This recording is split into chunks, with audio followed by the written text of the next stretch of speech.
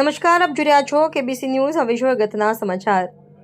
નિગમની પરિવહન સેવાઓ વધુ મજબૂત અને સુવિધાયુક્ત બને તે ધ્યાને લઈ ભાડા વધારામાં ફેરફાર કરવાની સત્તાઓ અનુસાર નિગમના સંચાલક મંડળ દ્વારા નિગમની સર્વિસોમાં 31 ડિસેમ્બર 2025થી મધ્યરાત્રિથી એટલે કે 1 જાન્યુઆરી 2026થી 3% ભાડા વધારાનો નિર્ણય લેવામાં આવ્યો છે. જેમાં લોકલ સર્વિસોમાં કુલ મુસાફરો પૈકી 85% મુસાફરો દરરોજ અંદાજિત 10 લાખ જેટલા 48 કિલોમીટર સુધીની મુસાફરી કરે છે.